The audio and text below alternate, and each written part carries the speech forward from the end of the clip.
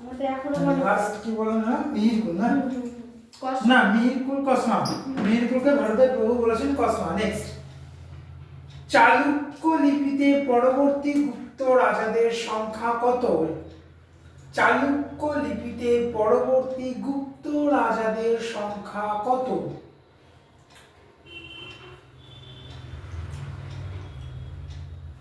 চালুক্য মানে কোন বংশ চালুক্য হচ্ছে চোল চোল চোল এটা আমি ভালো চালুক্য আর চোল কি একই বংশ চালুক্য লিপিতে কি বলছে গুপ্ত রাজাদের সংখ্যা কত সংখ্যা কত মানে এটা অ্যাপ্রক্সিমেট অ্যাপ্রোপ্রিয়েট না কিন্তু অ্যাপ্রক্সিমেট মানে প্রায় 14 জন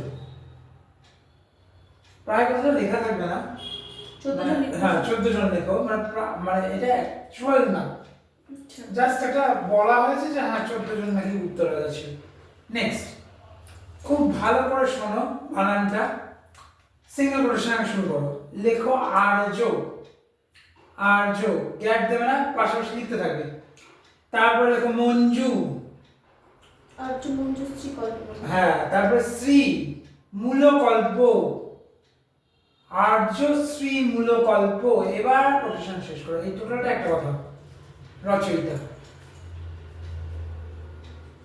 আর্যশ্রী মূলকল্প গ্রন্থের রচয়িতা ড্যাশ উত্তর লেখো পরমার্থ পরমার্থ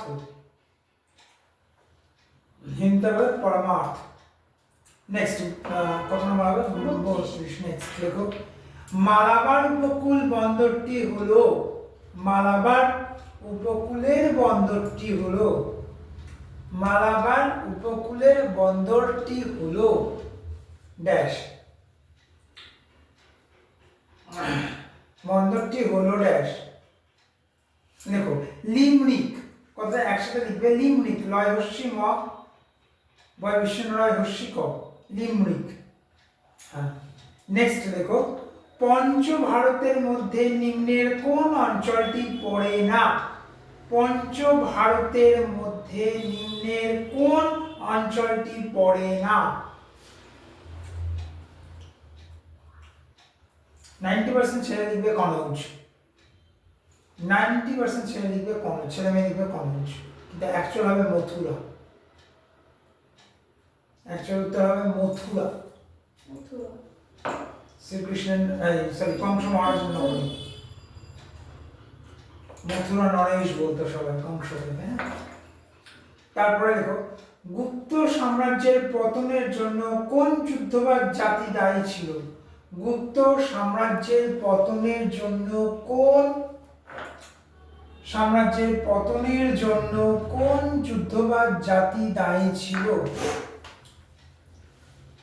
কোন যুদ্ধবাজ জাতি দায়ী ছিল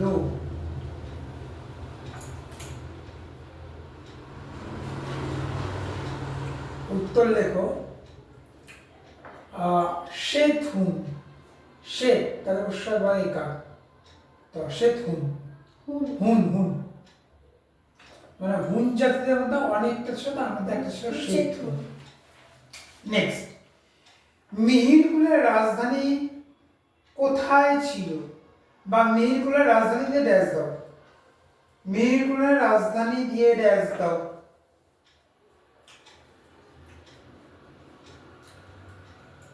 মানে রাজধানীর জায়গা প্লেস কোন জায়গায় ছিল নাম লেখো শিয়ালকোট নাম লেখো শিয়ালকোট তাহলে অবশ্যই তাই অবশ্যই শিয়াল মানে যা তাহলে অবশ্যই শিয়ালকোট একসাথে একসাথে শিয়ালকোট নেক্সট রাজপুত জাতির উদ্ভব ঘটেছে কোন জাতির সংমিশ্রণে রাজপুত জাতির উৎপত্তি হয়েছে কোন দুই জাতির সংমিশ্রণে রাজপুত জাতির উদ্ভব হয়েছে কোন দুই জাতির সংমিশ্রণে কোন দুই জাতির সংমিশ্রণে উত্তর লেখো ভারতীয় ও হুন হ্যাঁ ভারতীয় ও হুন ভারতীয় ও হুন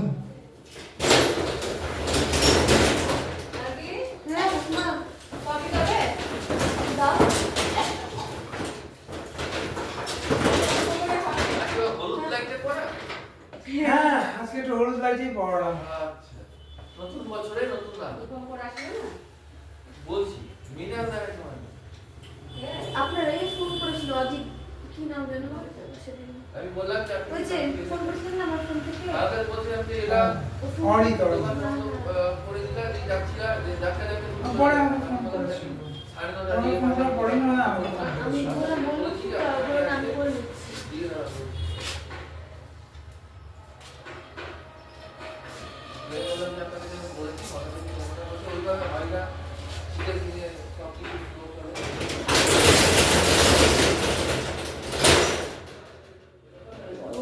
নেক্সট লেখো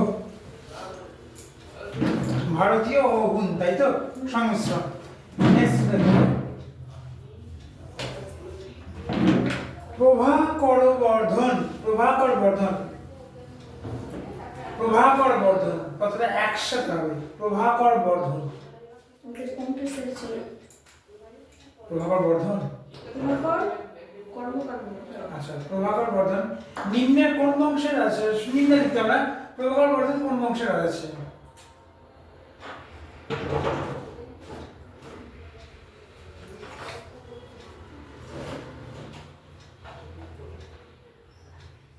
দেখো পুষ্যভূতি, পুষ্যভূতি, পুষ্যভূতি কথাটা একসাথে লিখবে, পুষ্যভূতি। নেক্সট বাপরে বাপ এতগুলা। দেখো অত্যাচারী শাসক মিহিরকুলের রাজত্বকাল সম্পর্কে। অত্যাচারী শাসক,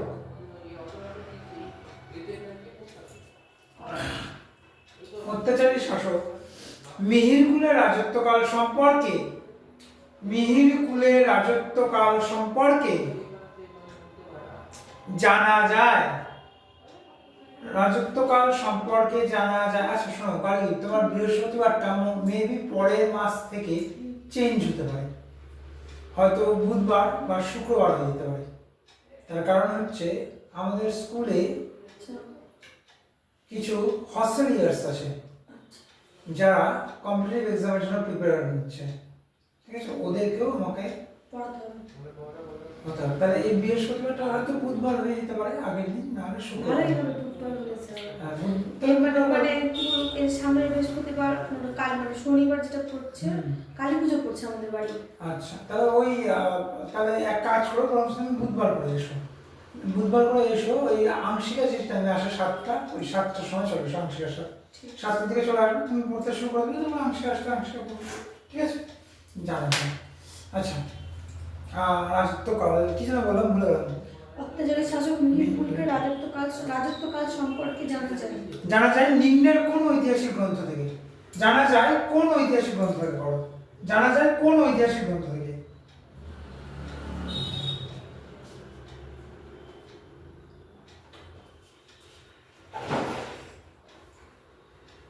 কোন ঐতিহাসিক গ্রন্থ থেকে? উত্তর লেখো। রাজতরঙ্গিনী, কল্লোলের লেখা রাজতরঙ্গিনী।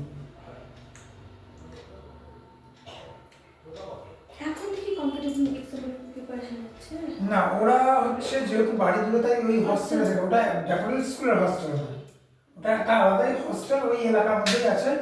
ওটা চার্জ করছে হচ্ছে ড্যাফোডিল, মানে ড্যাফোডিলস হোস্টেলও আছে? অবশ্যই আছে। এই ড্যাফোডিলস না, আমার হচ্ছে মেইন ড্যাফোডিলস, জামতলা। আমজামতলাটা হচ্ছে আমার মেইন। ওই হোস্টেলটা ড্যাফোডিলসের যে এরিয়া ক্যাম্পাস, সেই ক্যাম্পাস এরিয়াই গঠন করা আছে, যার জন্য ওটাকে ড্যাফোডিলস আন্ডারটেক করে দিয়েছে। আচ্ছা ওদের থেকে ওরা ক্যাশ কালেক্ট করে দিয়ে আমাদেরকে বেতন দেয়, আচ্ছা বুঝতে পারলে তো? তো যেহেতু ওদের ক্যাম্পাসের মধ্যেই আছে, তো এই চার্জটা ওরাই করে এবং টিচার ওরাই সেট করে। এবার ওরা আমার ভিডিও দেখেছে 1 নম্বর, 2 নম্বর আমি পড়াই সেখানে কার্ড পেয়েছি, ব্যাস। তারপরে তো অরিত্য আছেই। নেক্সট কি বললাম? তোমরা রাস্তা নিম্নের এটা লিখতে হবে, বেকার এগুলাম দেখো। হর্ষবর্ধনের সময় উত্তর ভারতের সবচেয়ে ধনশালী শহর। হর্ষবর্ধনের সময় উত্তর ভারতের সবচেয়ে ধনশালী শহর।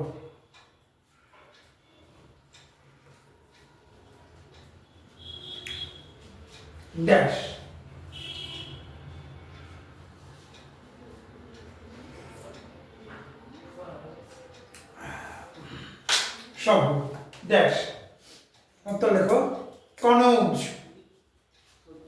কনৌজ, তারপর কনৌজের অবস্থান হচ্ছে উত্তর ভারত।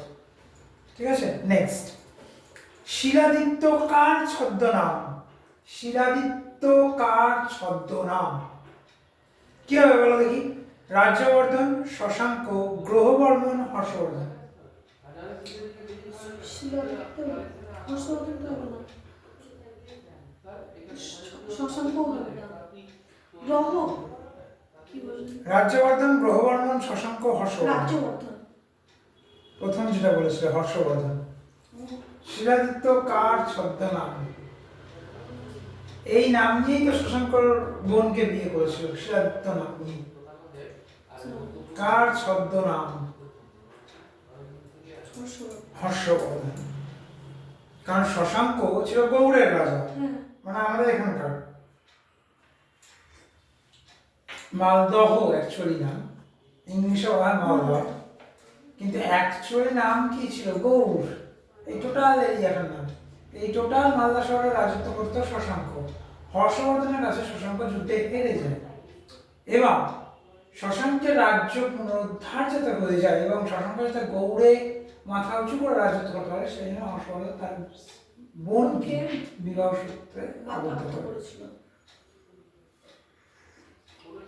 এবং ভেট হিসেবে তাকে গৌড়ের রাজ্য ফিরিয়ে দিয়েছিল। ভাস্কর বর্মন কোথাকার রাজা? ভাস্কর বর্মন কোথাকার রাজা? আড্ডা 247 দেখবে এত লেখানো হয় না, আড্ডা 24/7 যেটা এত লেখানো হয় না, কারণ ওরা নিজেরাই জানে কোথা থেকে কোশ্চেন আসবে, ওরা নিজেরাই জানে কোথা থেকে। ওরা অ্যাকচুয়ালি কিন্তু সব থেকে ভালো হচ্ছে কিসের জন্য আমি তোমাকে বলে দিচ্ছি, ওরা সব থেকে ভালো হচ্ছে জিসির জন্য, জিসি মানে জেনারেল কম্বাইন্ড, মানে আরআরবি, এনটিপিসি, তারপর তোমার এসএসসি, সিএইচএস এর এগুলোর জন্য ভালো। কিন্তু আমরা এতটাই প্র্যাকটিস করে আছি যে আমরা অনলাইন বের করতে পারি। যেমন আমি তোমাকে বলেছি যে সব কিছু আমি দেখাই না, যে আমি কি করি তোমাকে পড়াতে আসার আগে 15 বছর প্রিভিয়াস ইয়ারকে ভালো করে দেখে আসি। ট্যালি করেছি আমি তোমাদেরকে পড়াতে আসার আগে, প্রথম দিন যেদিন পড়াতে এসেছিলাম তখন থেকে আমি ট্যালি করা শুরু করেছি, আজও ট্যালি করে করবো। এত প্রশ্ন কোথায় থেকে পান? 15 বছর ধরে আমরা কিছু প্রশ্ন জোগাড় করার কোনো ব্যাপার। আমি অনেক জায়গা থেকে সবার কাছে শুনেছি, আমি কোথা থেকে মানে যাই হোক মানে যারা পরীক্ষা দিচ্ছে তাদের কাছ থেকেও পাইনি, চেনা যাবে পাবে না তো, সেই জন্যই আমরা টিচার। আমরা কোথা থেকে পাই, কিভাবে পাই, হয়তো তোমার পড়ানোর শেষে আমি বলে দেবো যে আমরা অমুক জায়গা থেকে কালেক্ট করেছি, কিন্তু অ্যাকচুয়ালি পড়ার নিয়ম নেই, মানে হয় না। না, তার জন্য কি হয় যে তোমরা কি করবে, তোমাদের উপর চাপটা বেড়ে যাবে যে 15 বছর প্রশ্ন পড়বো আবার এটাও পড়বো, হবে না তো। আমরা কি করে ট্যালি করেছি প্রত্যেককে, আমরা একজন না 10 জন 15 জন টিচার একসাথে বসে ট্যালি করেছি, দেখেছি যে কোন কোশ্চেনগুলো রিপিটেডলি আসছে আর কোন কোশ্চেনগুলো এই বছর আসছে তো পরের বছর আসছে, এই বছর আর ওইভাবে ইয়ার ডিআরসি বই তৈরি করা হয়েছে। এর মধ্যে 15 ইয়ার্স প্রিভিয়াস কোশ্চেনও আসে, 20 ইয়ার্স প্রিভিয়াস কোশ্চেন আসে, 2 ইয়ার্স প্রিভিয়াস কোশ্চেনস আসে, প্লাস যেগুলো রিপিটার আছে সেগুলো আছে, যেগুলো ট্যালি করে আসতে পারে সেগুলো দেওয়া আছে। যার জন্য বই পড়লে বা আমার লেখা পড়বে দেখবে একই চেঞ্জ হয় না। সেদিকে বলবো কিনা, এখানকার আড্ডা 20 বলে কমেন্ট করেছে একজন, বলছে গাঁদা করে পড়ানো হচ্ছে। আমরা দেখো সিঙ্গেল হ্যান্ডেড টিচার, তো আমরা যে কোনো স্টুডেন্টকে যখন ক্যাপচার করি আমরা তার দায়িত্ব পুরোপুরি নিই। আমরা তো সিঙ্গেল টিচার, আমার তো আর 5টা ব্রাঞ্চ নেই যে 5টা ব্রাঞ্চে 5 জন পড়াচ্ছে, আমার একটাই ব্রাঞ্চ, টিচার আমি একটাই, তাহলে এই যে টিচার হচ্ছে একটাই। তো আমাদের কাছে আমরা কি চাই যে আমার কাছে যে স্টুডেন্টটা পড়ে পাস করবে আরো 10টা লোক তার কাছে জানতে চাইবে, হ্যাঁ তুই এমন কোন স্যারের কাছে পড়েছিস তুই পাস করে দিবি, আর আমরা পারবো না। আমরা তো আড্ডা 247, আন একাডেমি, এডুকেশন সেন্টার, হ্যান ত্যান বিভিন্ন জায়গায় থেকে পড়েছি, আমরা পারলাম না, তুই পেয়ে যাবি। এবার যখন তুমি পেয়ে যাবে তোমার কাছে আরো 10টা লোক জিজ্ঞেস করবে, ওই 10টা লোক কি করবে, আমার কাছে অ্যাপ্রোচ করবে, ওই 10টার মধ্যে হয়তো 2টো আমার কাছে আসবে। এবার ওইভাবেই কি হবে, আস্তে আস্তে এটা বাড়তে থাকবে। আমি যেন একজনকে বলেছি কোনোদিন যদি ভাবিস যে প্রিপারেশন নিবি তাহলে আমি যার কাছে করবো তার কাছেই নিস। মাস্টার আমরা বেসিক্যালি কি আমরা হচ্ছে আগে ইউপিএসসিটাকে ফলো করি, কারণ ইউপিএসসি পড়া মানে হচ্ছে অল ওভার দ্য যতগুলো কম্পিটিটিভ এক্সাম লেখা আছে তার 90% ইউপিএসসি কভার করে দেয়। আমরা যার জন্য ট্যালি করি ইউপিএসসি সিলেবাস কি আছে ওটাকে ট্যালি করবে, ওটাকে, কারণ ইউপিএসসি থেকে এই যাবতীয় যত সিলেবাস তৈরি হয়েছে, রাজ্যের বলতে গেলে ডাব্লিউবিসিএস থেকে যত সিলেবাস তৈরি হয়েছে, কারণ ডাব্লিউবিসিএস কে বলা হয় mother of all language. Competitive exams. Mother of all language হচ্ছে জার্মানিক টিউটনিক, ওটাকে বলা হয় mother of all language. Germanic Teutonic ওটাকে বলা হয় mother of all language. WBCS হচ্ছে রাজ্য সরকারের যাবতীয় যত রকম পরীক্ষা হচ্ছে তার মাদার কম্পিটিটিভ এক্সাম। আর ইউপিএসসি হচ্ছে অল ওভার দ্য ইন্ডিয়া যত হচ্ছে। কেউ যদি ইউপিএসসি ভাবে যে আমি ইউপিএসসি পড়বো, তাহলে সে শুধু ইউপিএসসি ক্র্যাক করবে সেই কোনো প্রশ্ন না, ইউপিএসসি থেকে শুরু করে টেট অবধি যা আছে ও সব পেয়ে যাচ্ছে ওর মধ্যে, শুধু বাচ্চা কি পেরে হচ্ছে পারটা, ওটা শুধুমাত্র টিচার লাইনেই দেওয়া হয়, আদারওয়াইজ আমি যদি আমার ফুড এসআইও এখন পড়াই এগুলোই আছে, তবে যদি আমি এখন জেনারেল কম্বাইন্ডেড সিজিএল বা সিএইচএস পড়াই এগুলোই আছে,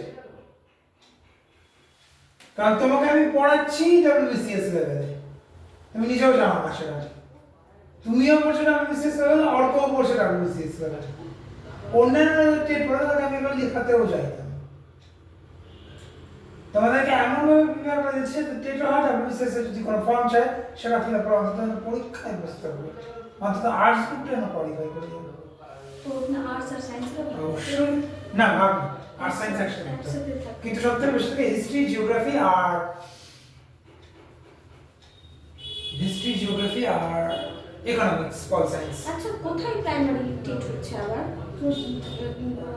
এখন কোথাও হচ্ছে না, তবে জানুয়ারি লাস্ট উইকে মনে হয় ফর্ম ছাড়া শুরু করবে। মানে আজকে আপনার আমি ফোনটা খুলেছি না, তো একজন বলছে না, কোথাও হচ্ছে না টেট। জানুয়ারি লাস্ট উইক থেকে, মানে আমরা যতদূর সম্ভব সংক্রান্তির পর, সংক্রান্তি কবে আসবে ঠিক জানি না। 15 তারিখ পৌষ পার্বণ আছে। হ্যাঁ ওই তো পৌষ পার্বণই বলছি।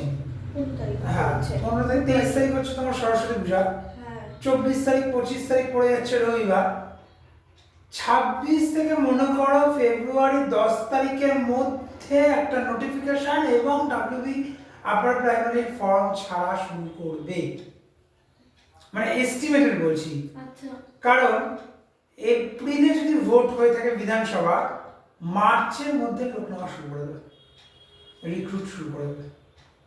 আগে বেশি সময় হবে না, নেক্সট লেখো কি বললাম, ভাস্কর বর্মন কোথাকার রাজা? উত্তর লেখো কামরূপ, যেটা বর্তমানে হলো কামরূপ কামাখ্যা, আচ্ছা ওখানকারই রাজা। নেক্সট, ড্যাশ দাও বড় করে একটা ড্যাশ নামে হর্ষবর্ধন প্রয়াগের মেলাকে অভিহিত করেছেন। হর্ষবর্ধন প্রয়াগের মেলাকে অভিহিত করেছেন।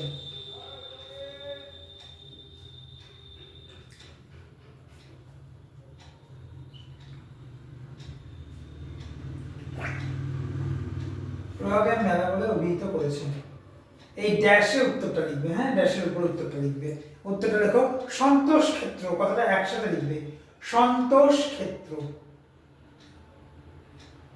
হ্যাঁ মানে সন্তোষ ক্ষেত্র নামে হর্ষবর্ধন প্রয়াগের মেলা হয়, সেই প্রয়াগের মেলাকে ও বলছে সন্তোষ ক্ষেত্র। নেক্সট লেখো নাগভট্ট কোন বংশের রাজা? বলো দেখিনি।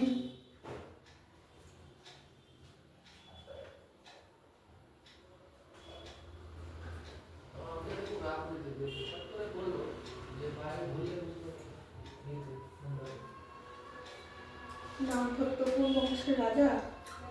গুর্জর প্রতিহার না কলচুরি না গুর্জর? গুর্জর। নাগভট্ট গুর্জর বংশের রাজা।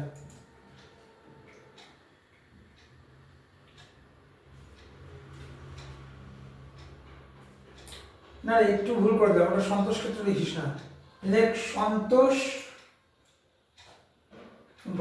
সন্তোষ কল্যাণ, না না না না সন্তোষ দান, সন্তোষ মানে সন্তোষ ক্ষেত্র ও দান ক্ষেত্র, এখানে ও করে দেবে, এখানে এখানে এখানে ও মানে সন্তোষ ও দান ক্ষেত্র বা হর্ষবর্ধন প্রয়াগের মেলা বলে উল্লেখ করেছে। একটু গন্ডগোল হয়ে গেছিল আর কি। নেক্সট 50 কত রে 43 লাইক মহাপণ্ডিত শিলভদ্র কোন বিশ্ববিদ্যালয়ের অধ্যক্ষ ছিলেন? মহাপণ্ডিত শিলভদ্র, শিলভদ্র কথা একসাথে লিখবি, শিলভদ্র, আবার একসাথে লিখতে বললাম আলাদা লিখছে, ও সিলভার শিলভদ্র। কোন বিশ্ববিদ্যালয়ের অধ্যক্ষ ছিলেন? পৃথিবীর সবথেকে প্রাচীনতম বিশ্ববিদ্যালয় নাম কি? নালন্দা ওই বিশ্ববিদ্যালয়ের অধ্যক্ষ ছিলেন। নালন্দার পর কি তৈরি হয়েছিল? কোন বিশ্ববিদ্যালয়? অজন্তা তক্ষশিলা। তক্ষশিলা এই নালন্দা বিশ্ববিদ্যালয়ের আদলেই Oxford Oxford University and Harvard তক্ষশিলার অ্যাডভার্সারি তৈরি হয়েছে ক্যামব্রিজ ইউনিভার্সিটি, যার জন্য ওরাই ওয়ার্ল্ডের বেস্ট ইউনিভার্সিটি খেতাব অর্জন করে। অক্সফোর্ডের টানা 20 ইয়ার্স ছিল। গিনেস বুক অফ ওয়ার্ল্ড রেকর্ডের নাম এখনো দর্জিত রয়েছে। একটানা 20 ইয়ার্স ওয়ার্ল্ডস নাম্বার 1 ইউনিভার্সিটি আজও আছে। আমরা যে কেউ চাই অক্সফোর্ড ইউনিভার্সিটিতে পড়তে পারি, জানিস, যে কেউ যদি চাই আমরা। কিন্তু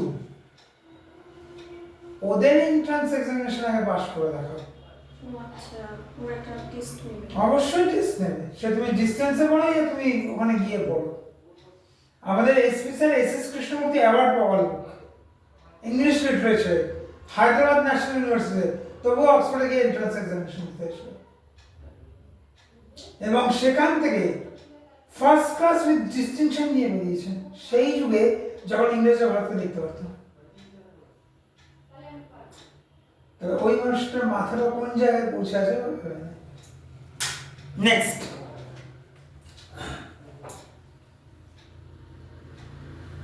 হিউয়েন সাং যখন ভারতে আসেন তখন পল্লব বংশের রাজা ছিলেন।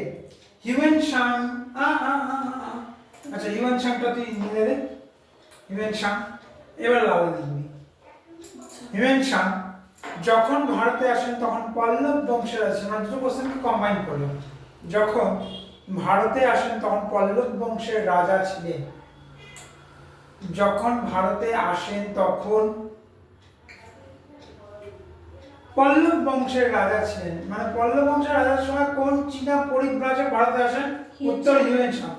আবার হিউয়েন সাং যে সময় ভারতে এসেছিল সেই সময় পল্লব বংশের রাজা কে ছিল? তো দুটো কোশ্চেন একসাথে আছে।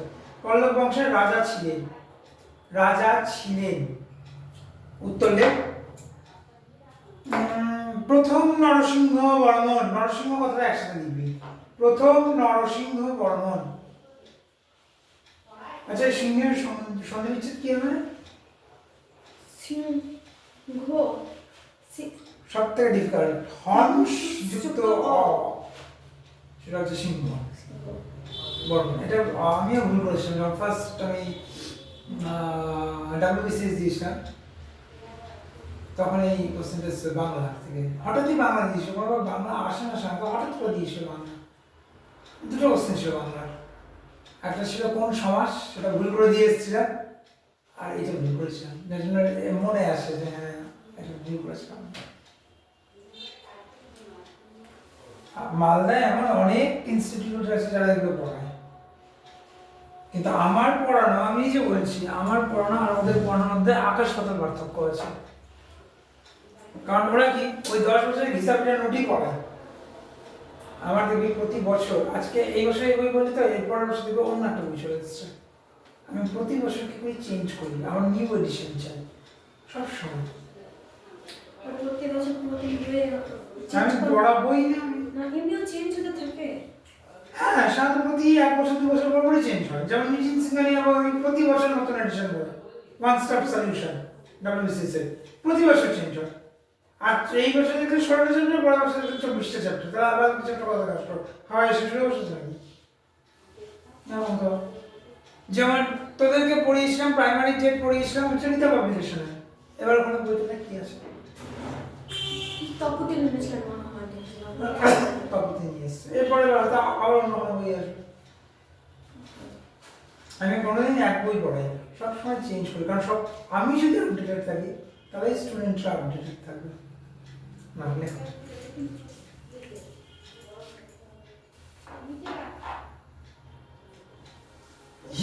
সাং স্বদেশে প্রত্যাবর্তনের পর, হিউয়েন সাং স্বদেশে প্রত্যাবর্তনের পর, প্রত্যাবর্তনের পর কোন রাজা তাকে সাদরে, কোন রাজা তাকে সাদরে, কোন রাজা তাকে সাদরে অভ্যর্থনা জানান? কোন রাজা বা রাজা যাকে সম্রাট দিয়ে দিতে পারে, ঠিক আছে, তাকে সাদরে অভ্যর্থনা জানান? অভ্যর্থনা। অ ভয় জফলা, থয় রেফ, দন্তন্বয় আকার, অভ্যর্থনা। অ ভয় জফলা, থয় রেফ, দন্তন্বয় আকার, জানান। উত্তর লেখো। ইত সিং, ইত হর্ষই খণ্ডক্ত, ইত সিং দন্তস্বরস্য অনিশ্চয়। নেক্সট, হিউয়েন সাং এর প্রকৃত নাম কেউ জানে না এটা। চলো, হিউয়েন সাং এর প্রকৃত নাম ড্যাশ। হিউয়েন সাং এর প্রকৃত নাম লেখো। উয়ান উন্তস্তয় হস্যু, প্রকৃত নাম ড্যাশ দিও। উন্তস্তয় হস্যু, উন্তস্তয় আকার, দন্তন্য ড্যাশ দাও, হো হয় ওকার। এটা হচ্ছে হিউয়েন সাং এর প্রকৃত নাম উয়ান হো। ওয়ান হো। নেক্সট, হিউয়েন সাং কি উদ্দেশ্যে কনৌজ ধর্ম সম্মেলন আহ্বান করেন? এটা আলাদা নাম। হ্যাঁ, না, হিউয়েন সাং একই নাম। হিউয়েন সাং কি উদ্দেশ্যে কনৌজে ধর্ম সম্মেলনের আহ্বান জানান?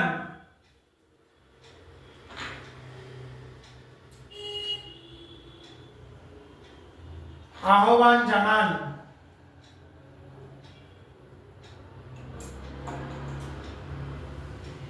উত্তর লেখো। উত্তর লেখো। মহাযান ধর্ম সম্পর্কিত, মহাযান অন্তঃসূচয়াকার, ও আচ্ছা, মহাযান। হীনযান মহাযান, বৌদ্ধ ধর্মের দুটো ভাগ। মহাযান ধর্ম সম্পর্কিত, আচ্ছা, বৌদ্ধ ধর্মে বললাম হীনযান মহাযান, জৈনদের কি ছিল? শ্বেতাম্বর দিগম্বর। ধর্ম সম্পর্কিত আলোচনার জন্য, আলোচনার জন্য। নেক্সট দেখো, মার্জিন জানেন, একেবারে 4 পাতা জানেন মার্জিন।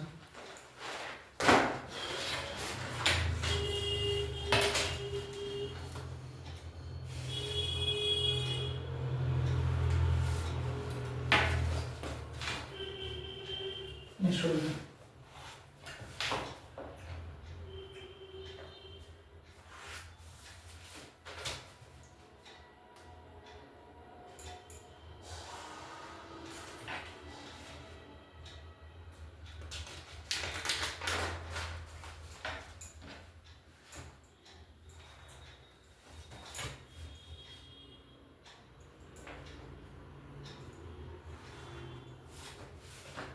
দার্জিকে রবিবারও অঙ্ক করতে হবে, এই রবিবার।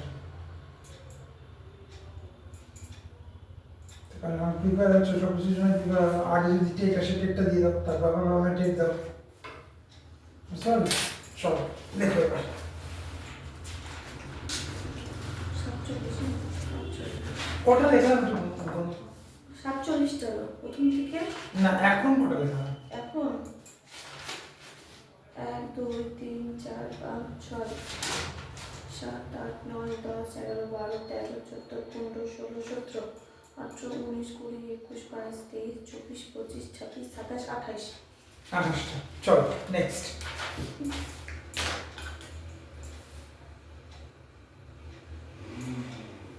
লেখো। কোন পল্লব রাজা মহামাল্য উপাধি নেন? কোন পল্লব রাজা মহামাল্য কথাটা একসাথে লিখবে। মহামাল্য, এই মহামাল্য কথাটা বেরিয়ে যেতে হবে, সিঙ্গেল কোট। মহামাল্য উপাধি নেন।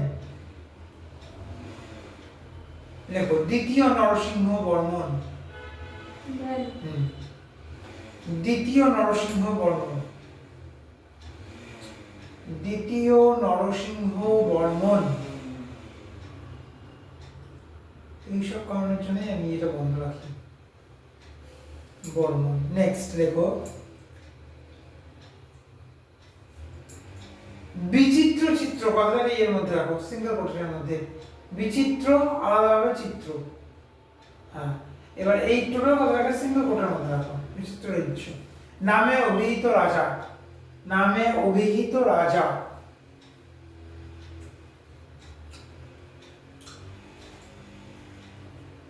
উত্তর লেখো প্রথম মহেন্দ্র বর্মন, প্রথম মহেন্দ্র বর্মন, প্রথম মহেন্দ্র বর্মন। নেক্সট লেখো দ্বিতীয় পুলকেশীর সভাকবি বীরকীর্তি রবিকীর্তি, সরি, দ্বিতীয় পুলকেশীর সভাকবি রবিকীর্তি। পুলকেশী কথাটা একসাথে আর রবিকীর্তি কথাটা একসাথে। সভাকবি রবিকীর্তি। এবার ড্যাশ দাও, আরো বড় করে মানে উত্তরটা লিখবে। হ্যাঁ,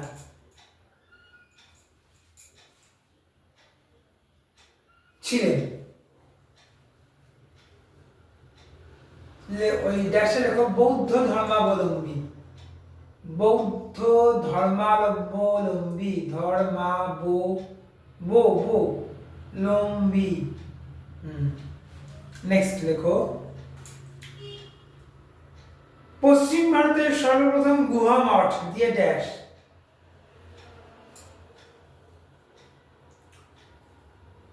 আচ্ছা,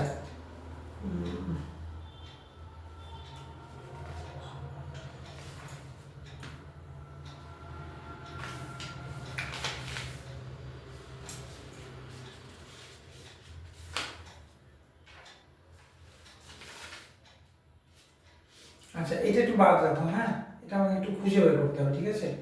এটা বাদ রাখো, কারণ এখানে যে করে দিয়েছো ওর মধ্যে একটাও আমার মনে হচ্ছে না হবে। আমি এখন নাম বলবো,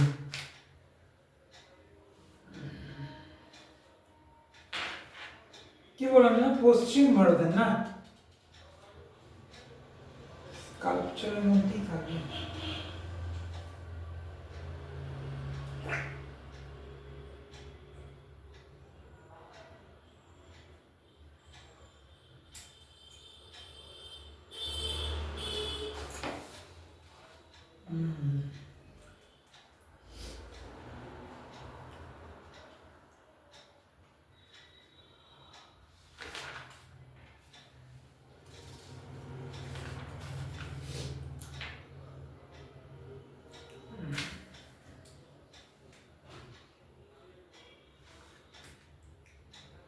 কি বলবো কোশ্চেনটা বলতো? পশ্চিম ভারতের সর্বপ্রথম গুহা মঠ, পশ্চিম ভারতের সর্বপ্রথম গুহা মঠ।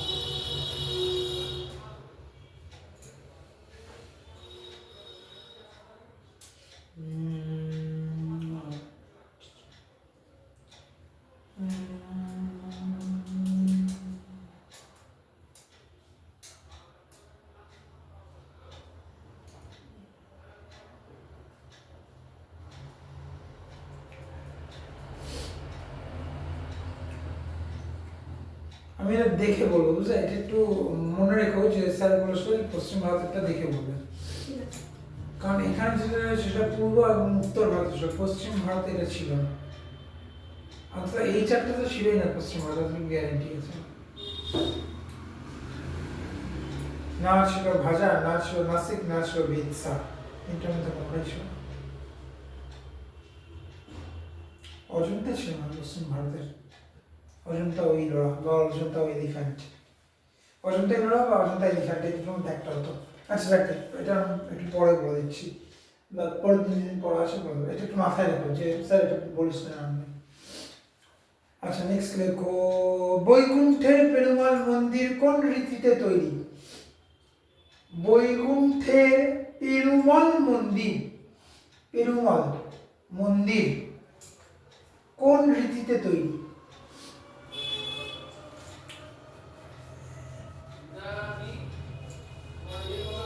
কোন রীতিতে তৈরি? উত্তর লেখো রাজসিংহ রীতি, রাজসিংহ রীতি।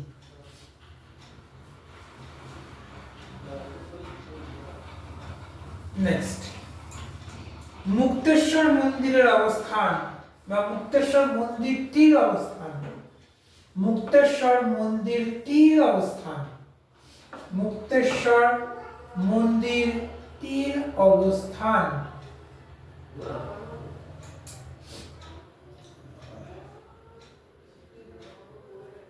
দেখো ভুবনেশ্বর।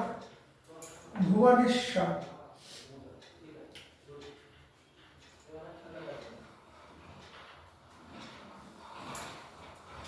আমার ঠাকুরদা, তার ঠাকুরদার নাম ছিল ভুবন মোহন পোদ্দার। তার বাবার নাম ছিল দ্বারিকানাথ পোদ্দার। এর যার মায়ের নাম ছিল কালিদাস মন্দির। দ্বারিকানাথ। যখন বাংলা বিভক্ত হয়নি তখন বরিশাল, বর্তমানে যেটা বরিশাল বলছো, যেটা ঢাকা দেখছো, ময়মনসিংহ, আর আরেকটা যেন কোন জায়গা ছিল আমার ঠিক এই মুহূর্তে মনে নেই, ঠাকুরদার মুখে শুনতাম। ময়মনসিংহ, ঢাকা, যশোর, আর একটা বললাম হচ্ছে বরিশাল। এই চারটা একটাই স্টেট ছিল বাংলাদেশের। এই চারটা স্টেট একটাই স্টেট ছিল, যার নাম ছিল পোদ্দার মেধাকুল স্টেট। মানে ওই চারটা স্টেটের জন্য বাংলা ভাঙেনি, ওই চারটা স্টেটের হর্তাকর্তা বিধান ছিল এরা: দ্বারিকানাথ পোদ্দার, ভুবন মোহন পোদ্দার, রায়চরণ পোদ্দার। বাংলা ভাগের পর মাইনাস।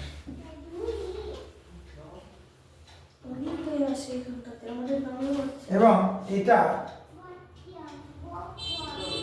আমাদের আমাদের যে ঐশ্বর্য ছিল সেই দিকে ইংরেজরা এটা আমাদেরকে নির্দেশ, ওনাদের যা ঐশ্বর্য ছিল সেদিকে এই চারটা স্টেট আমাদেরকে দিয়েছিল সম্পূর্ণ। এই চারটা স্টেটের হর্তাকর্তা বিধাতা ছিল এই দ্বারিকানাথ পোদ্দার। শোনা এখন নিজের চোখে দেখিনি, শুনেছি আর কি ঠাকুরদার। ঠাকুরদা তার ঠাকুরদার গল্প বলতে পারবে, তার ঠাকুরদা নিশ্চয়ই তার বাবার গল্প বলতে পারবে, শুনেছি। তবে হ্যাঁ, আজও যদি বাংলাদেশে যাই এবং আমাদের নাম যদি শোনা হয়, আমাদের বংশ পরিচয়, আমার যেহেতু দাদা গেছিল, তাকে একটা ওয়ার্ম ওয়েলকাম পেয়েছিল, যে ওয়েলকামটা সাধারণত বাংলাদেশি লোকেরা দেয়, শুধু নাম, টাইটেল আর ইয়ে শুনে, বংশ পরিচয় শুনে। নেক্সট দেখো, চোল রাজাদের আমলে, চোল রাজাদের আমলে, বারবার বলছি, চোল আর চালুক্য, চোল থেকে চালুক্য কথাটা এসছে। চোল রাজাদের আমলে স্থানীয় সাহিত্য শাসন পরিচালনা করার জন্য, সাহিত্য শাসন পরিচালনা করার জন্য কয়েকটি গ্রাম নিয়ে, পরিচালনার জন্য কয়েকটি গ্রাম নিয়ে, ড্যাশ বড় করে দেবে একটু, কয়েকটি গ্রাম নিয়ে, ড্যাশটা একটু বড় করে দেবে, হ্যাঁ, গঠিত হতো। লেখো ড্যাশের মানে উত্তর লেখো, কুব্রম, কয়স্য ব, বয়শূন্যরা ম, ব বয়শূন্যরা ম, কুব্রম গঠিত হতো। নেক্সট লেখো, বড় করে আবার ড্যাশ দাও, হ্যাঁ, আর একটু ব্যাস। স্থাপত্য রীতিটি, স্থাপত্য রীতিটি দ্রাবিড় স্থাপত্য রীতির উল্লেখযোগ্য নিদর্শন। দ্রাবিড় স্থাপত্য রীতির উল্লেখযোগ্য নিদর্শন, উল্লেখযোগ্য নিদর্শন, উল্লেখযোগ্য নিদর্শন, উল্লেখযোগ্য নিদর্শন। উত্তর লেখো, উত্তর লেখো। রাজ রাজেশ্বর কথাটা একসাথে লিখবে। রাজ রাজেশ্বর কথাটা একসাথে লিখবে। রাজ রাজেশ্বর মন্দির। এই জন্য বলছিলাম যে ড্যাশটা একটু বড় করে দাও, নামটাও বড় আছে, রাজ রাজেশ্বর মন্দির। নেক্সট লেখো।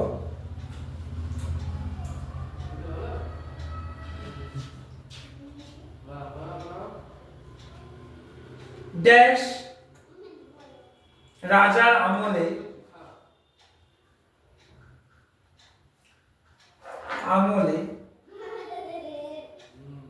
আবার ড্যাশ বড় বড় বড় বড় বড় গুহায় আবার ড্যাশ বড় করে ভাস্কর্য চিত্রের নিদর্শন পাওয়া যায়। ভাস্কর্য চিত্রের নিদর্শন, তিনটা কোশ্চেন এক জায়গায়। ভাস্কর্য নিদর্শনের ছবি, নিদর্শন পাওয়া গেছে আর কি, নিদর্শন পাওয়া গেছে। তাহলে প্রথম ড্যাশ মনে হয় রাজার জন্য নাকি? তাহলে ওই রাজার জায়গায় নাম লেখো মহেন্দ্র বর্মন।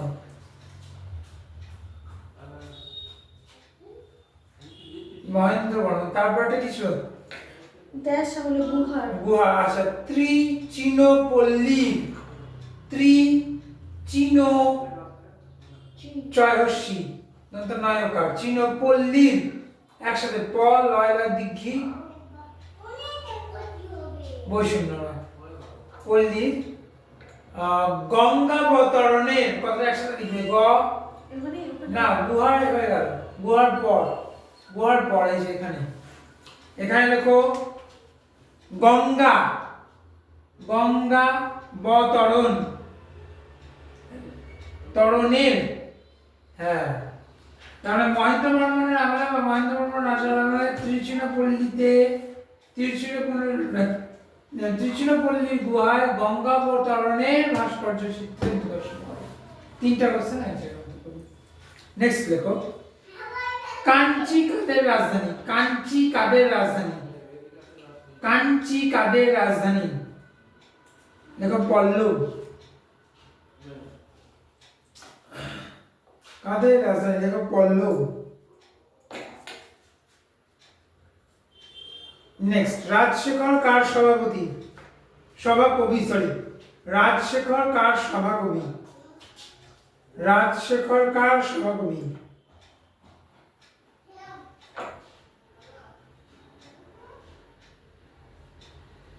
দেখো রাজেন্দ্র চোল।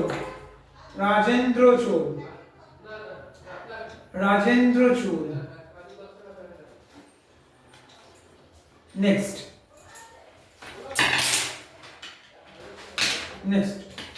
সিঙ্গেল কোটেশন শুরু করো।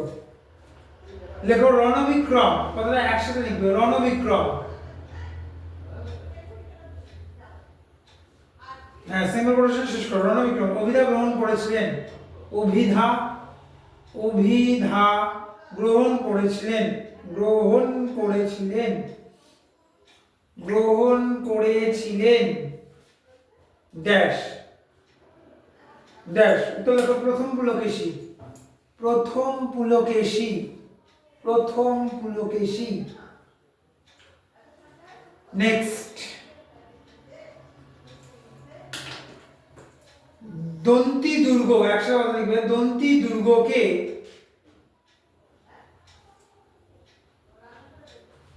সিঙ্গেল কোটেশন দাও। পৃথিবী বল্লভ কথাটা একসাথে লিখবে। পৃথিবী বল্লভ, সিঙ্গেল কোটেশন শেষ করো। উপাধিতে ভূষিত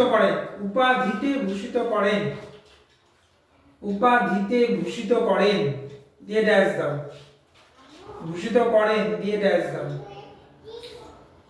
উত্তর লেখো দ্বিতীয় বিক্রমাদিত্য। দ্বিতীয় আর বিক্রমাদিত্য কথা একসাথে।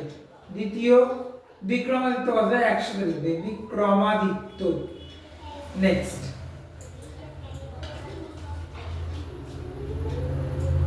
ড্যাশ রাজা আরবদের বিরুদ্ধে যুদ্ধ করে সাফল্য অর্জন করেন। ড্যাশ রাজা আরবদের বিরুদ্ধে যুদ্ধ করে আরবদের বিরুদ্ধে যুদ্ধ করে সাফল্য অর্জন করেন। যুদ্ধ করে সাফল্য অর্জন করেন। সাফল্য অর্জন করেন। উত্তর লেখো প্রথম বিক্রমাদিত্য। প্রথম বিক্রমাদিত্য। বিক্রমাদিত্য। হ্যাঁ, নেক্সট। কত খ্রিস্টাব্দে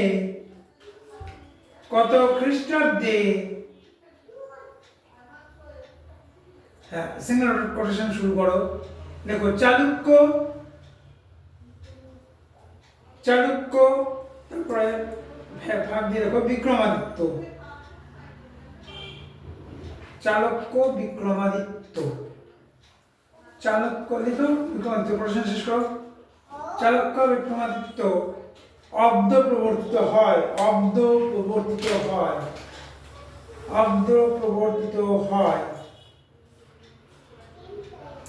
উত্তর লেখো 1076 মানে 1076 অব্দে, 1076 খ্রিস্টাব্দে। খরা দিয়ে নেক্সট। চৈত্যকারী বলা হয় কোন সম্রাটকে? বা চৈত্যকারী বলা হয় ড্যাশ বলা হয় ড্যাশ। প্রথম মহেন্দ্র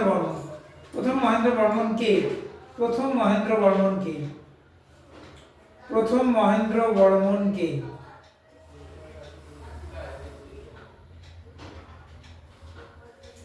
দেখো কোন শাসক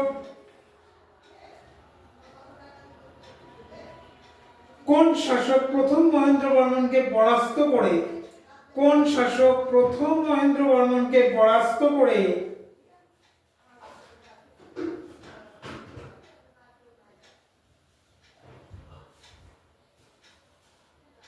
তাঁর রাজধানী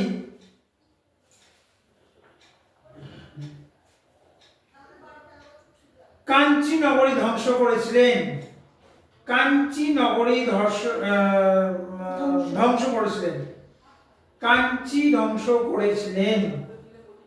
উত্তর লেখো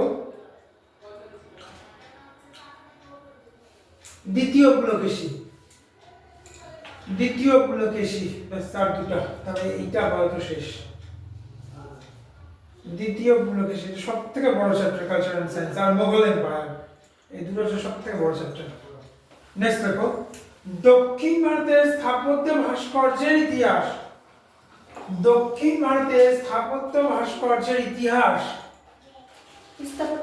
হ্যাঁ, স্থাপত্য ভাস্কর্যের ইতিহাস। দক্ষিণ ভারতের স্থাপত্য ভাস্কর্যের ইতিহাস কাদের আমল থেকে শুরু হয়? কাদের আমল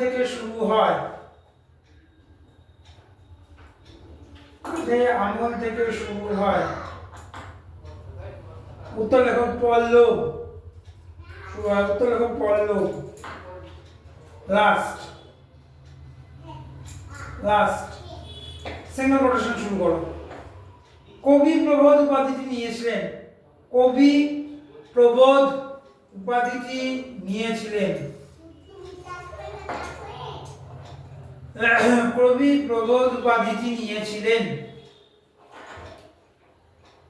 ড্যাশ দাও।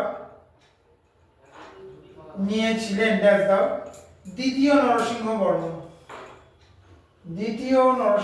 বর্মন।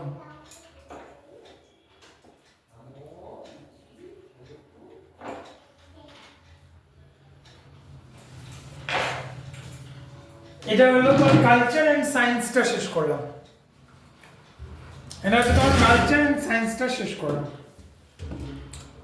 এর থেকে বেশি আর কালচার এন্ড সায়েন্সে আসার কথা না। যদিও বা আসে, দু তিনটা হয়তো ম্যাচিং আসে আমার কাছে, পরে আমি ম্যাচিং করে নেবো, ওগুলো শুধু খাতায় একটু ঘাটে, ব্যাস ডাক্তার হলো। আপাতত culture and science from history is completed. আচ্ছা নেক্সট, আচ্ছা এটা কোথা থেকে বোঝাবো?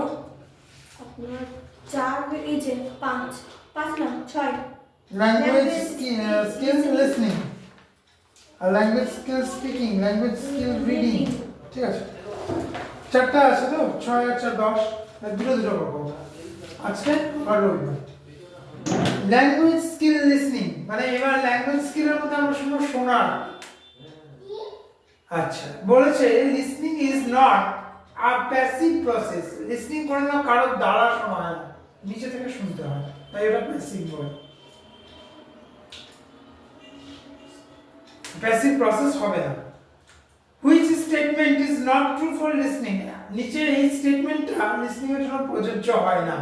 কি না, listening is a top down and listening is a bottom up processing, অর্থাৎ উপর থেকে নিচ বা নিচ থেকে উপরে এরকম কোনো প্রসেস লিসনিং এ নেই। যা বলছে যা শুনছে সেটা জন্মের প্রথম লগ্ন থেকে মৃত্যু লগ্ন অবধি শুনবে, অর্থাৎ ওর না কোনো টপ ডাউন আছে না কোনো বটম ডাউন ওর লেভেল রয়েছে। Type of listening that we find in social gathering is casual listening, চলিত ভাষায় কথা বলা, casual. Type of listening that we find is quiz contests is intensive learning, ভালো করে যদি কুইজের কোশ্চেন না শোনো তাহলে বলতে পারবে না, তার জন্য হচ্ছে ইন্টেন্সিভ, প্রগাঢ়, মানে গভীরভাবে মনোযোগ সহকারে কুইজের কোশ্চেন শুনতে হয়। নেক্সট কি দিয়েছে বলেছে language teaching should begin with listening because language is a primarily oral, কোন ল্যাঙ্গুয়েজের রূপ আমরা দিতে পারি যেটাকে আমরা রাইটিং বলি, কিন্তু ল্যাঙ্গুয়েজ অ্যাকচুয়ালি কি ওরালি হয়, ভাষা বা কথোপকথন লেখার মাধ্যমে হয় না, কথা বলার মাধ্যমে হয়। Next, in listening for specific information a student must ignore the details, যখন কোনো একটা স্পেসিফিক ইনফরমেশন লিসনিং এর পর্যায়ে আসে তখন ও ইগনোর দ্য ডিটেলস, আদার যে পরিপ্রেক্ষিত সেগুলোকে ও বাদ দিতেই পারে। কোন একটা কথা আমি বললাম তার পরিপ্রেক্ষিতে অনেক কিছু কথা বললাম, যখনই ওটাকে ও কারোকে বলতে যাবে তো ওই জিনিসগুলোকে অমিট করে দিতে পারে, বাদ দিতে পারে। Predicting is a sub skill, এই যে প্রেডিক্ট করছি তুমি লিখছো, তাহলে এটা আমার সাব স্কিল, কথা বলার আরেকটা রূপ এটা। Which one is the barrier of listening noise, আমি আর তুমি কথা বলছি, 4টা বাচ্চা ছেলে মিলে নয়েজ করছে, আমাকে মিলে নয়েজ করছে, অটোমেটিকলি কি হবে, কথা কাটা হবে, ইন্টারাপ্ট হবে, যেটা বলার কথা সেটা শুনতে পাবে না, তাহলে ইন্টারাপশন করা যাবে না, নয়েজ তৈরি করা যাবে না। নাও ল্যাঙ্গুয়েজ স্কিল স্পিকিং, আগে হলো লিসনিং, তারপরে স্পিকিং, তারপরে রিডিং, তারপরে রাইটিং। আমরা শিখি কি রাইটিং, রিডিং, স্পিকিং, লিসনিং, আমরা শিখি উল্টো, যার জন্য আমরা বললেও ইংলিশে কথা বলতে পারি না। Traditionally speaking is a or an productive skill, অবশ্যই a productive skill, কারণ কথা বলা সেটা নিজের প্রোডাক্ট, একটা প্রোডাক্টিভিটি, একটা ক্রিয়েশন, কথা বলতে পারা, তাহলে ওটাকে বলা হয় কি productive skill. In the best trend of language, teaching speaking is considered to be an active skill, কারণ আমি কারোর দ্বারা কথা বলবো না, নিজে থেকে বলতে হবে, তাহলে অ্যাক্টিভ ভাবে আমাকে রাখতে হবে, তাই বলছে active skill. The development of speaking skill is seen as a form of speaking learning or skill getting, কারোর সাথে কথা বলা, কথার মানকে উন্নত করা। আমি আমার বন্ধুর সাথে যেভাবে কথা বলবো নিশ্চয়ই একটা স্টুডেন্টের সাথে সেভাবে কথা বলবো না, তাহলে একটা বন্ধুর সাথে কথা বলার যে ভাষায় কথা বলবো, যখন কাউকে পড়াবো বা স্টুডেন্টকে পড়াবো আমাকে কি ডেভেলপ করতে হবে, তাহলে এই স্কিলটাকে কি বলা হয়, skill getting or speak learning, কথা বলার মার্জিত রূপ। বুঝা গেছে? Next, ultimate purpose of speaking is, আসল উদ্দেশ্য কি স্পিকিং এর, to move from accuracy to fluency. Accurately আমি বলতে পারি ইংলিশে, অ্যাকিউরেট আমি ভোকাবুলারি জানি, but I don't understand what to use this words, আমাকে এইটা আগে শিখতে হবে, এটাই হচ্ছে স্পিকিং এর মূল লক্ষ্য। অ্যাকিউরেট থেকে ফ্লুয়েন্সিতে আসতে, I am fluent. When I talk in English, I can speak fluently, but when I come to Bengali, it's stuck. That means I am not fluent in Bengali, but in English I am fluent. তাহলে এটা হচ্ছে accurate কথা বলা, কোথাও আটকাবে না। শুধু শুধু যে তোমার ভোকাবুলারি বা যে শুধু তোমার অ্যাকিউরেসি থাকবে তা না, তার সাথে কি হতে হবে, ফ্লুয়েন্ট, সকলেই ভাবে কথা বলতে হবে। Next, The following functions are associated with speaking. যেসব ফাংশনগুলো স্পিকিং এর সাথে জড়িত হয়েছে কি কি? সাব স্কিল মানে ডেডিকেশন, হ্যাঁ, ডাইরেক্ট করা, রিসাইটেশন, পোয়েট্রি বলা, এগুলো কি সাব স্কিল। এগুলো সবসময় কি হবে? স্পিকিং এর সাথে ডেভেলপ হতে থাকবে। নেক্সট কি বলছে? which one is a part of teaching speaking? Information gap activities, opinion gap activities, role play and stimulation. যখন আমি কাউকে কথা বলার মাধ্যমে শিক্ষাদান করব, লেকচার মেথড হিসেবে, সেখানে কি কি দরকার? একটা থাকতে হবে কি? Information gap activities. একেবারে সব ইনফরমেশন দিয়ে দিলাম না, ইনফরমেশন অ্যাক্টিভিটিস দুটোর মধ্যে একটা গ্যাপ রাখতে হবে। কম্প্রিহেনশন পড়ালাম, কিছুক্ষণ থামলাম, তারপর অ্যাক্টিভিটিস দেব কর। তাহলে এটা হচ্ছে ইনফরমেশন গ্যাপ অ্যাক্টিভিটিস। তারপর এটা কি বলেছে? Opinion gap activities. আমি বললাম যে মানেটা বললাম, ও বলছে না স্যার এই মানেটা যদি এরকম করে বলি তাহলে হবে, তাহলে ওর ওপিনিয়নটা নিলাম, ওর দৃষ্টিভঙ্গিটা নিলাম, তাহলে সেখানে একটা গ্যাপ দিতে হবে। আর একটা কি দিতে হবে? Role play and stimulation. ও কেন এই জিনিসটা বললো, ও কোন রোলের মাধ্যমে এই জিনিসটাকে বলতে চাইছে সেটা জানতে হবে, সেটা হচ্ছে রোল প্লে। আর স্টিমুলেশন, ও কেন এই জিনিসটা বলতে চাইবে বা এমন কোন জিনিস যেটাকে উদ্দীপিত করলে এটা বলার জন্য, সেটা হচ্ছে স্টিমুলেশন। ক্লিয়ার? বুঝতে অসুবিধা হচ্ছে? নেক্সট কি বলেছে? হুইচ স্টেটমেন্ট ইজ ট্রু, মানে যেটা সত্যি প্রযোজ্য। কিসের ক্ষেত্রে? স্পিকিং এর ক্ষেত্রে। কি? Stimulation is a classroom activity, is a dramatization of text and is role playing. ও যে উদ্দীপনে কথাটা বললো তার পরিপ্রেক্ষিতে ড্রামা তৈরি করো, সেই ড্রামাটাকে ওকে রোল প্লে করতে দাও।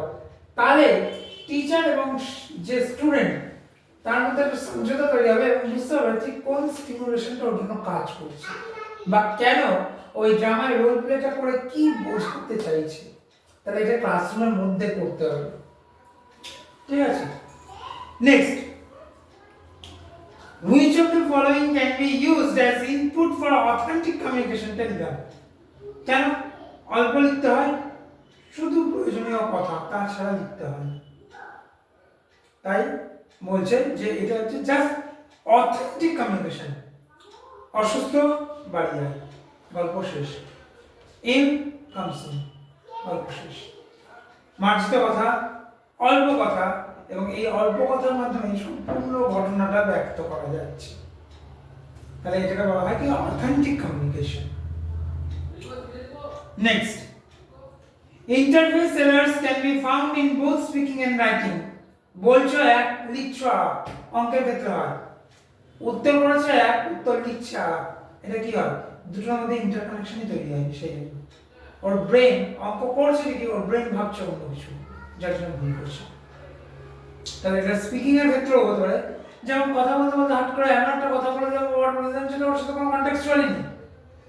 আর বলে যায় লিঙ্ক থেকে কথাটা আসে না, যে মেন পয়েন্টে হয়। তাহলে এটা দুটো ক্ষেত্রেই হয়, লেখার ক্ষেত্রেও হয়, বলার ক্ষেত্রে। বোঝা গেছে? নেক্সট কি বলেছে? Code switching and code mixing can be found in speaking. Code switching একটা কথা থেকে আরেকটা কথায় সুইচ করে যাওয়া, যেটা বললাম মেইন পয়েন্ট থেকে সরে যাওয়া। আর কোড মিক্সিং ওই কথাটার সাথে 10 বছর পুরনো কথাকে টেনে যোগ করছে, সেটা হচ্ছে কোড মিক্সিং। এটা স্পিকিং করা যায়। নেক্সট কি বলেছে? গেস্টার is an extra linguistic activity that helps to communicate in speaking. গেস্টার মানে হচ্ছে তোমার কথা বলার ভঙ্গি। আমি তোমার সাথে কথা বলছি আর তুমি এদিক ওদিক তাকাচ্ছ, অটোমেটিক্যালি কি হবে? অনইন্টারেস্ট শেষ হয়ে যাবে। তো গেস্টারটা হচ্ছে ইম্পর্টেন্ট। যার জন্য নট বলা হয়, ইংরেজরা বলে আর কি, যে not be a talker, be a good listener. কারণ ও এমন একটা কথা বলছে যেটা বিশ্বাসযোগ্য না, আমি ওকে জাস্ট চুপচাপ এভাবে ওর দিকে তাকিয়ে শুনছি, ও অটোমেটিক্যালি যদি মিথ্যা কথা বলে ও ধরা পড়ে যাবে, ও চোখ মেলাতে পারবে না। তাহলে গেস্টার আর এই যে বললাম যে সুইচ করা, অটোমেটিক্যালি দেখবে ওই কথা থেকে সুইচ করে যাচ্ছে। মানে গেস্টারটা মেন স্পিকিং। যখন আমি কথা বলছি, আমি যাকে কথা বলবো তাকে শুনতে হবে। তাহলে তুমি কথা বলো, not be a talker, be a good listener. যদি গুড লিসনার হও তুমি সব জায়গায় দাঁড়াতে পারবে, আর যদি গুড টকার হও কোনো জায়গায় দাঁড়াতে পারবে। বুঝা গেছে? যার জন্য স্যাররা যখন লেকচার দেয় স্যাররা কি বলে কিপ সাইলেন্স, আগে শোনো কি বলছে স্যার। হয়তো যে নোটটা লিখেছে ওই নোটটারই কথা স্যার বলছে, কিন্তু একটু অন্য ভঙ্গিমায় বলছে।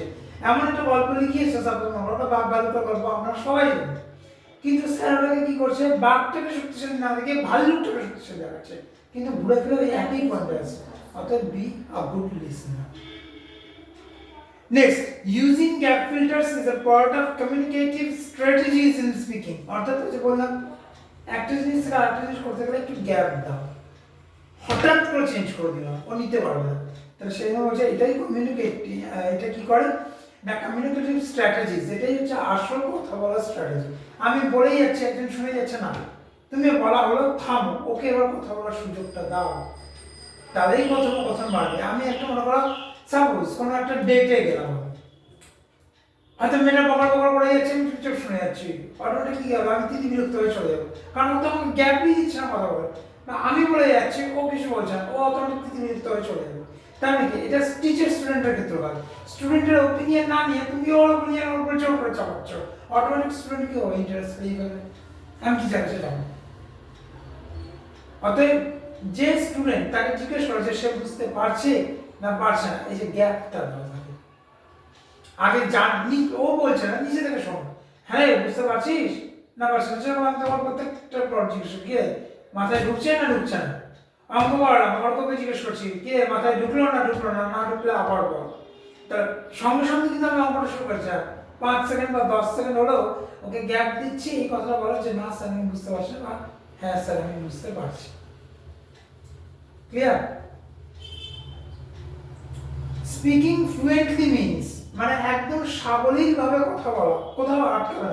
তার মানে কি the speaker speaks on the subject matter in appropriate language and speed, অর্থাৎ যে কথাটা সাবলীলভাবে বলছে সে সেই টপিকটা সম্বন্ধে জানে, সেই টপিকটা সম্বন্ধে বোঝে এবং সেই টপিকটার উপরে ওর দক্ষতা রয়েছে, যার জন্য ও কি করতে পারছে সাবলীলভাবে কথা বলতে। যেমন আমার সাথে তোমার বেঙ্গলি ল্যাঙ্গুয়েজের উপর ডিসকাস হয়, তুমি আমার থেকে বেশি জানবে, তার কারণ বেঙ্গলি ল্যাঙ্গুয়েজটা তোমার টপিকের মধ্যে ছিল, আমার টপিকের মধ্যে ছিল না।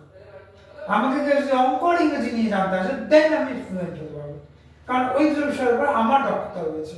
তাহলে তখনই দক্ষতা বা ফ্লুয়েন্সলি কথা বলা যায়, ফ্লুয়েন্টলি কথা বলা যায় when you have the subject matter on this topic, সেই টপিকটা সম্বন্ধে আমার গতানুগতিক জ্ঞান রয়েছে। ঠিক আছে? Next, speaking accurately means the speaker speaks correctly on the topic in a proper style. Accurately মানে fluently বলছে মানুষ ভাবে বলছে যে I was go there, কিন্তু সেখানে গিয়ে দেখলাম এরকম এরকম ব্যাপার, কিন্তু ও সাবলীলভাবে বলছে। বা কখনো কি করছে ল্যাঙ্গুয়েজ ডাইভার্সিটি হয়ে যাচ্ছে, বাংলা থেকে ইংরেজি, ইংরেজি থেকে বাংলা হয়ে যাচ্ছে, কিন্তু ও টপিকটা সম্বন্ধে জানে, ও কি করছে প্রপার স্টাইলে বলার চেষ্টা করছে, না কি ও ফ্লুয়েন্টলি বলার চেষ্টা করছে। Next, which one is essential for speaking, কথা বলার জন্য কোন জিনিসটা সবথেকে বেশি গুরুত্বপূর্ণ বা জরুরি, and that is skimming, কথা বলার যে ভয়েসের যে টিউন সেটাকে স্কিম করা। স্কিম করা মানে পলিশ করা। আমি যদি ভাঙা গলা থাকে নিশ্চয়ই এত জোরে চিৎকার করতে পারবো না, যখন চিৎকার করবো তারপরে আমার গলা ভাঙবে, তারপরে আমার অন্যের সাথে কথা বলবো, তখন আমাকে কি করতে হবে লো ভয়েসে কথা বলতে হবে, তাহলে এটা হচ্ছে স্কিমিং করছি, ওকে প্রতিনিয়ত কি করছে আমরা পলিশ করতে হবে। Next, group discussion can be employed successfully in teaching speaking if the teacher is aware of the group dynamics. বলছে গ্রুপ ডিসকাশন কখন সাফল্যমণ্ডিত হবে স্পিকিং কথা বলা এবং টিচিং শেখানোর মধ্যে। কখন এটা হবে? যখন একটা টিচার যে গ্রুপটা তৈরি করেছে তার ডাইনামিক্যাল সিচুয়েশন, অর্থাৎ সে কি করছে বা কি করতে চাইছে সে সম্পূর্ণ পূর্ণ জ্ঞান তার থাকবে, তখনই সে টিচিংও করতে পারবে এবং টিচিং এর সাথে কনটেক্সচুয়ালি ও স্পিকিংটাকেও বুঝতে হবে। কিন্তু তার জন্য টিচারকে কি হতে হয় গ্রুপের যে ডাইনামিক যে সিচুয়েশন, গ্রুপ কি কাজ করছে, কেন করছে, কখন করছে, কোন সময় করছে, কবে করছে, এটা সম্পূর্ণ ডিটেলস এর কাছে আগে থেকে থাকতে হবে। বুঝে গেল? বাকি থাকলো 8-9 তাহলে এই দুটোর মধ্যে কোথাও বুঝতে অসুবিধা হলো স্পিকিং এবং লিসনিং? না, গেস্টার মানে কি বলে? গেস্টার মানে হচ্ছে কথা বলার ভঙ্গিমা। সোজা ভাষায় গেস্টার মানে হচ্ছে তুমি এমন ভাবে দাঁড়িয়ে আছো হয় ইন্টারেস্ট লস করবে, নাহলে তার ইন্টারেস্ট গ্রো করবে। এটা হচ্ছে বেসিক।